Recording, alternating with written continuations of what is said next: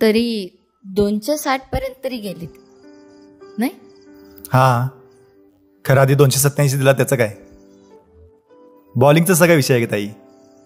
एक पण धड बॉलर नाही. मालकानं कर्ज काढलं का तर ना वाटतात. ते बी खर्च आहे म्हणा. खुट्टू ठीक आदमी नहीं लगता मुझे. कोणती टोपली? त्याला तर टोपलीत घालून आणलं पाहिजे.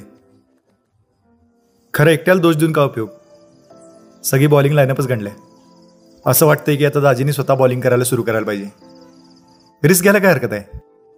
आपको लेनी है तो ले लेते हैं फिर. रिस्क नाहीतर नको. दाजी 200च्या स्ट्राईक रेटनं खेळलं तरी हळू खेळलं म्हणतात. आणि इथं बॉलिंगला एक बाउंड्री जरी बसली दाजींना तरी त्यांची ब्रँड व्हॅल्यू कमी होईल. आणि अजून 2 पोरांचे शिक्षण बाकी आहेत. और भी 50 खर्चे हैं घर के.